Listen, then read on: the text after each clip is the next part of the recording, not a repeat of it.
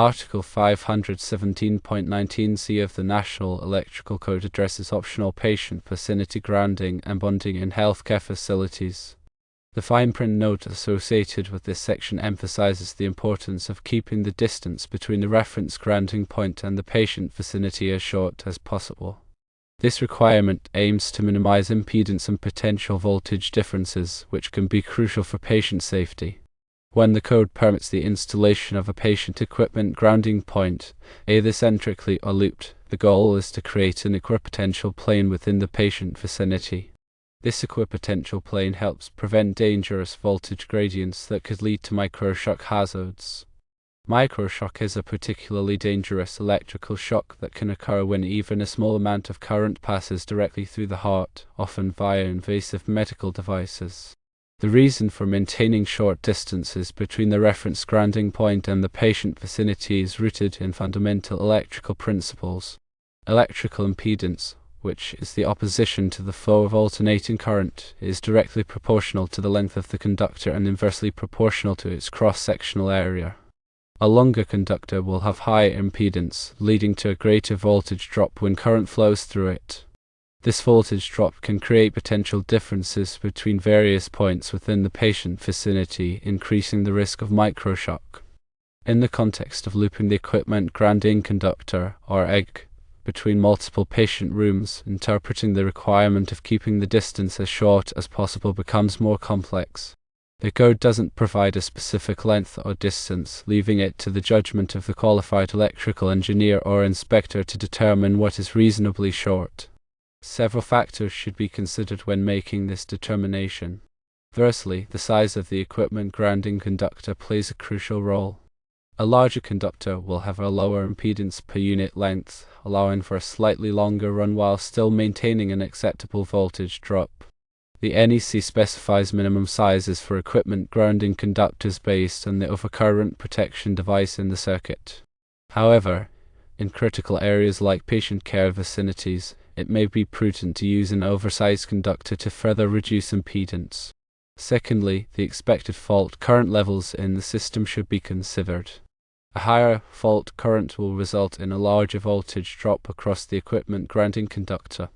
Therefore, if the healthcare facility has a high available fault current, the distance between grounding points should be kept shorter. Thirdly, the sensitivity of the medical equipment being used in the patient room should be taken into account. Some medical devices are more susceptible to electrical interference and voltage fluctuations than others. If highly sensitive equipment is being used, it may be necessary to implement a more stringent grounding and bonding scheme with shorter distances between grounding points. To determine the acceptable length of the equipment grounding conductor loop, a qualified electrical engineer should perform calculations to verify that the voltage drop between any 2 points within the patient vicinity does not exceed acceptable limits. These calculations should take into account the conductor size, length, fault current, and impedance of all components in the grounding path. In addition to calculations, it is also recommended to perform impedance testing after the installation is complete to verify that the grounding system is performing as designed. Impedance testing involves injecting a known current into the grounding system and measuring the resulting voltage drop. This provides a direct measurement of the grounding system's impedance and can identify any potential problems or weaknesses. When looping the equipment grounding conductor between multiple patient rooms, it's important to ensure that each room has its own dedicated connection to the grounding loop. This ensures that a fault in one room will not affect the grounding in other rooms. The grounding loop should be installed in a manner that minimizes the creation of ground loops. A ground loop occurs when there are multiple paths for current to flow to ground, creating the potential for circulating currents and electromagnetic interference. To avoid ground loops, the equipment grounding conductor should be routed in a single, continuous loop without any branches or spurs. The connection points to the grounding loop should be made as close as possible to the equipment being grounded. This minimizes the length of the individual grounding conductors and reduces impedance. All connections should be made using approved connectors and methods to ensure a reliable and low impedance connection. In addition to the equipment grounding conductor, other conductive surfaces in the patient vicinity should also be bonded together to create an equipotential plane. This includes metal piping, conduit, and structural steel. Bonding involves connecting these surfaces together using bonding jumpers to ensure that they are at the same electrical potential. The size of the bonding jumper should be in accordance with the NEC requirements. Regular inspections and maintenance of the grounding and bonding system are essential to ensure its continued effectiveness.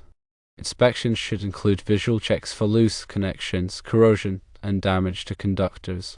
Impedance testing should be performed periodically to verify that the grounding system is still within acceptable limits.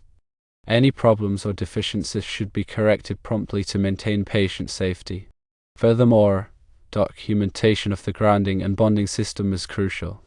This documentation should include a detailed drawing of the grounding system, showing the location of all grounding points, conductors, and connections. It should also include the results of impedance testing and any other relevant information. This documentation will be helpful for future inspections, maintenance, and troubleshooting.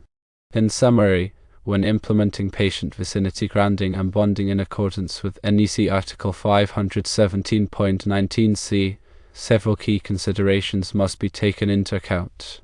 Firstly, the distance between the reference grounding point and the patient vicinity should be kept as short as possible to minimize impedance and voltage drop. Secondly, the size of the equipment grounding conductor should be adequate for the expected fault current levels. Thirdly, all conductive surfaces in the patient vicinity should be bonded together to create an equipotential plane. Fourthly, the grounding system should be installed in a manner that minimizes the creation of ground loops. Fifthly, regular inspections and maintenance should be performed to ensure the continued effectiveness of the grounding system. Sixthly, documentation of the grounding system is essential for future reference. By following these guidelines, healthcare facilities can ensure a safe and reliable electrical environment for patients and staff. Furthermore, it's essential to understand the specific context of the patient rooms and the equipment used within them. For example, if the patient rooms are used for critical care or involve invasive procedures, a more stringent grounding and bonding scheme may be necessary. This could involve using a dedicated grounding electrode system or implementing additional bonding measures. Conversely, if the patient rooms are used for general medical care and do not involve high-risk procedures, a less stringent grounding and bonding scheme may be acceptable, provided that it still meets the minimum requirements of the NEC. Also, the type of medical equipment used in the patient rooms should be considered. Some medical devices are more sensitive to electrical interference and voltage fluctuations than others. If highly sensitive equipment is being used, it may be necessary to implement additional filtering or shielding measures to protect the equipment from interference. Moreover, the design of the electrical system should take into account the potential for future expansion or modifications. The grounding and bonding system should be designed to accommodate future changes in the patient rooms or the addition of new medical equipment. This may involve installing spare grounding conductors or providing additional bonding points. The installation of the grounding and bonding system should be performed by qualified electrical contractors who are experienced in healthcare electrical systems. These contractors should be familiar with the requirements of the NEC and other applicable standards. They should also be able to perform impedance testing and other tests to verify the performance of the grounding system. In addition, it is recommended to involve a qualified electrical engineer in the design and installation of the grounding and bonding system. The engineer can provide guidance on the selection of appropriate grounding and bonding methods, perform calculations to verify the performance of the system, and oversee the installation to ensure that it is done correctly. Training of healthcare staff is also important. Staff should be trained to recognize potential electrical hazards and to report any problems or concerns to the appropriate personnel. They should also be trained on the proper use of medical equipment and the importance of not tampering with the grounding and bonding system. To provide a more concrete example, let's consider a scenario where a healthcare facility is looping the equipment grounding conductor between 10 patient rooms. The facility has decided to use a number 10 American wire gauge copper conductor for the grounding loop. The maximum distance between any 2 points in the loop is 50 feet. The available fault current at the service entrance is 10,000 amps. To determine if the grounding system is adequate, an electrical engineer would need to perform calculations to verify that the voltage drop between any 2 points in the patient vicinity does not exceed acceptable limits. These calculations would take into account the conductor size, length, fault current, and impedance of all components in the grounding path. If the calculations show that the voltage drop is within acceptable limits, the grounding system would be considered adequate. However, if the calculations show that the voltage drop exceeds acceptable limits, the facility would need to take corrective action. This could involve increasing the size of the equipment grounding conductor, reducing the length of the grounding loop, or implementing additional bonding measures.